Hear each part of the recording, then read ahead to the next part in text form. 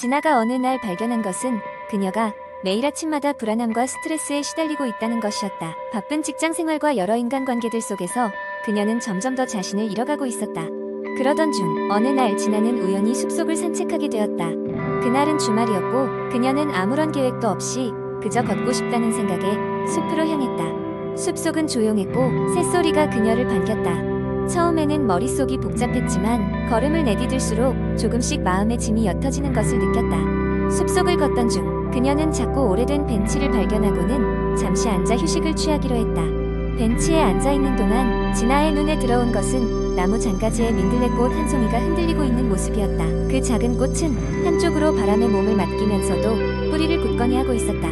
그 모습은 진아에게 큰 깨달음을 주었다. 인생의 바람에도 흔들리지 않고 중심을 잡는 법을 배우라는 강력한 메시지였다. 그녀는 잠시 깊이 숨을 들이마시고 천천히 내쉬며 지금 이 순간을 진정으로 느껴보기로 했다. 그리고는 일어섰고 집으로 돌아가는 길에도 그 감각을 간직하기로 다짐했다. 그날 이후로 진아는 매 주말마다 숲속에서의 시간을 자신에게 선물하기로 했다. 차츰 그녀의 삶은 긍정적으로 변화하기 시작했다. 그녀는 요가와 명상을 배우기로 결심했고 그것들을 통해 마음을 가라앉히는 법을 터득했다. 직장에서도 더 차분하고 침착하게 업무를 처리하며 인간관계도 이전보다 더 원만해졌다. 이것은 그녀가 단순히 숲속 산책에서 출발했지만 결국 자신을 사랑하고 돌보는 법을 배운 긴 여정이었다. 이 이야기는 단순한 썰로 남을 수도 있는 경험이지만 어쩌면 스트레스로 인해 고통받고 있는 이들에게 작은 위로와 도움이 될 수 있을 것이다. 마음의 안정은 결국 우리 스스로가 찾아내어야 할 삶의 중요한 부분이며 이는 작은 변화에서 시작된다는 것을 진아의 여정은 가르쳐준다. 두 번째 이야기. 바쁜 도시의 하루가 시작되었다. 언제나 그렇듯 알람 소리에 잠에서 깬 나는 하루의 일정을 떠올린다. 어제보다 더 많은 일을 해야 하고 더 많은 사람들을 만나야 한다. 숨 막히는 일정 속에서 잠깐의 여유를 찾는다는 것은 사치가 되어버린 것 같았다. 하지만 오늘은 조금 다르게 시작하기로 마음먹었다. 최근에 접한 마음챙김, 명상법을 실천해보고자 했다. 명상은 그동안의 일상 속에서 그저 먼 이야기처럼 들렸는데 현대인에게 꼭 필요하다는 이야기를 듣고 나니 조금씩 관심이 가기 시작했다. 마음챙김 명상은 과거 회상이나 미래의 걱정, 대신 지금 이 순간에 완전히 집중하는 것이다. 욕조에 따뜻한 물을 받아놓고 차분한 음악을 켰다. 입이 반쯤 벌어진 채 내뱉는 한숨을 따라 호흡을 정리하며 천천히 눈을 감아보았다. 몇 분간 조용히 호흡에 집중했다.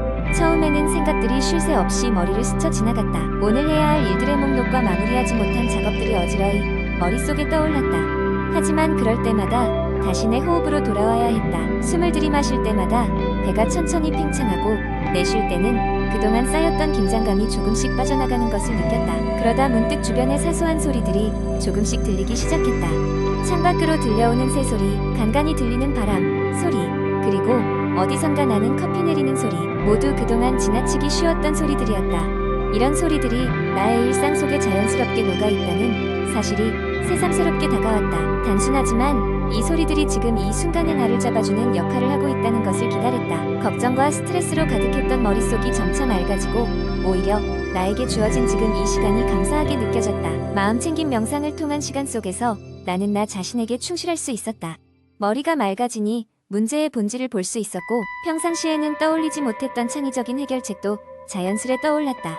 명상을 마치고 나니 어느새 시간이 훌쩍 지나 있었다. 일어나자마자 온몸이 기운으로 충만해진 느낌이었다.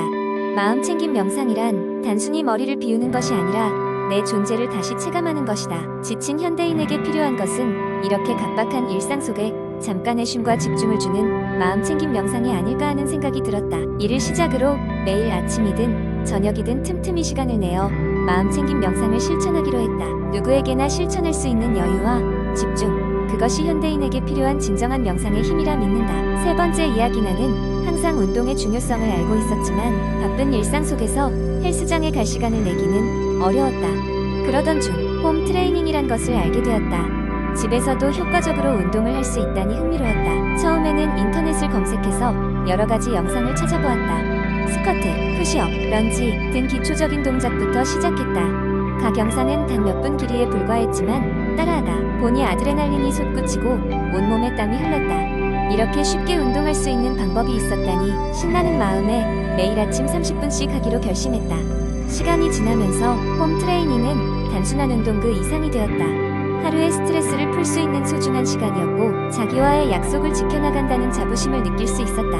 처음에는 체력적 한계로 인해 힘들어 보였던 동작들이 점차 익숙해지고 내가 점점 강해지고 있다는 느낌이 들었다.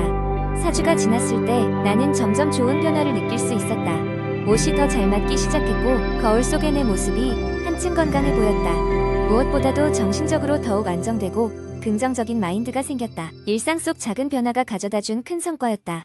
이후 나는 홈 트레이닝의 재미에 푹 빠져 다양한 기구를 구입하기 시작했다. 덤벨, 저항밴드, 요가 매트 등 거실 한 구석에 나만의 작은 피트니스 공간이 생겨났다.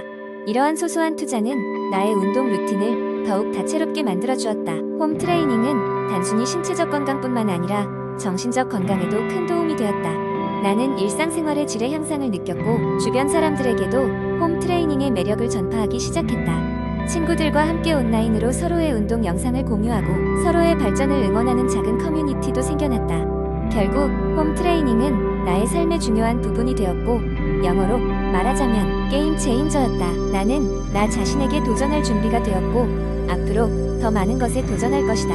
그 시작은 집에서 그리고 그 출발은 지금이었다. 네 번째 이야기한 때 건강식을 중요시하지 않았던 민주는 어느 날 건강에 큰 경각심을 가지게 되었다. 격렬한 업무와 잦은 야근 그리고 스트레스는 그를 탈진하게 만들었고 그는 이 상태에서 벗어나기 위한 해결책을 찾기 시작했다. 인터넷과 책에서 수없이 많은 정보를 탐독하던 중 그는 비타민과 영양제에 대한 이야기가 유독 많이 등장하는 것을 알게 되었다. 비타민은 활력의 원천, 항산화제 등의 수식어로 치장되어 있었고 많은 사람들이 비타민을 챙겨 먹는 것에 상당한 자부심을 느끼고 있는 듯했다. 이에 민주는 비타민을 본격적으로 섭취하기로 결심하며 주변 의견을 수집하기 시작했다. 먼저 그는 회사 동료 경준에게 조언을 구했다. 경준은 매일 아침 꼭 여러 비타민을 챙겨 먹고 있다고 했다. 비타민 C는 감기 예방에 좋고 비타민 D는 햇빛 부족을 채워준다고 했다. 더불어 종합 비타민은 놓치고 있는 각종 미량 영양소를 보충해준다는 얘기에 민준의 관심은 더욱 높아졌다. 다음으로 민준은 자신의 건강관리를 철저히 하는 누나에게 물어봤다. 누나는 민준에게 비타민 섭취에 있어 중요하다고 생각하는 개인화된 접근법을 강조했다. 그녀는 남들이 추천하는 일반적인 복용량이 반드시 민준에게도 적합하진 않을 수 있다고 설명했다. 그녀는 모든 사람 몸 상태가 다르기 때문에 혈액, 검사를 통해 필요한 영양소를 찾고 그에 알맞은 비타민을 골라 섭취하는 방식을 추천했다. 이에 따라 민주는 병원을 찾아갔고 검사를 통해 몸에 부족한 영양소를 알게 되었다. 그 결과 철분과 마그네슘이 부족하다는 것을 알았고 이에 맞춰 철분과 마그네슘 보충제를 추가하기로 했다.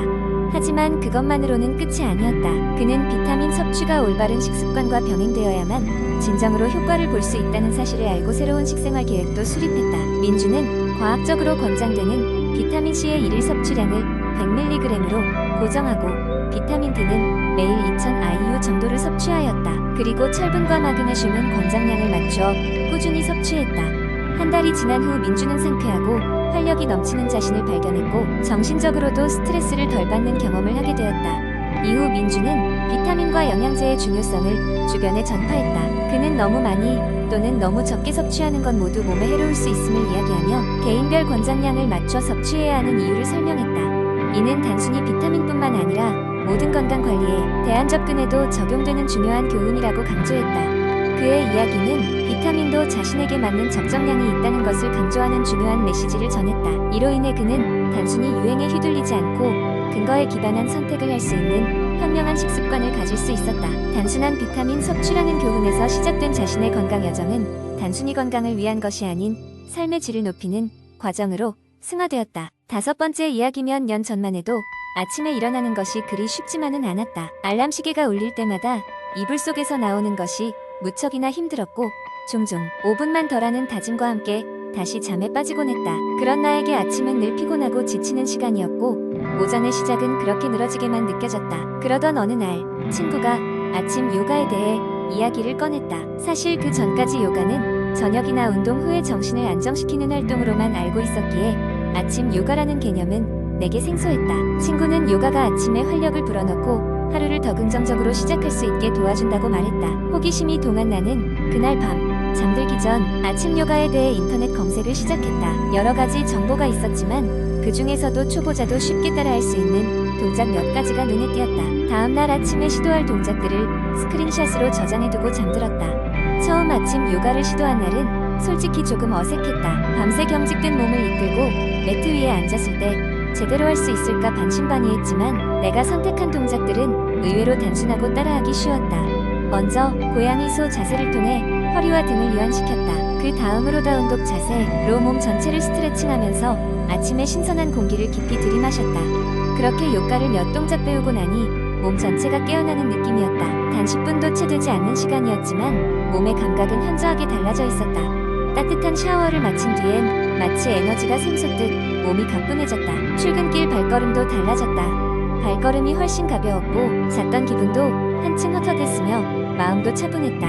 이후로도 매일 아침 10분의 짧은 시간의 요가를 이어갔다. 이런 변화가 쌓이면서 그 전까지 지속되었던 아침의 피곤함이 서서히 사라졌다. 일어나기 싫었던 아침이 이제는 시작이 기다려지는 시간이 되었다. 요가는 아침을 활기차게 열어주는 작은 동력이 되었고 내가 하루를 어떻게 보내는지를 바꿔놓았다. 요가는 더 이상 단순한 길이 아닌 나 자신에게 활기를 불어넣고 마음을 정화하는 중요한 시간이 되었다. 간단한 아침 요가를 시작한 이후로 나의 하루는 정말로 활기차고 풍성한 나날이 되었다.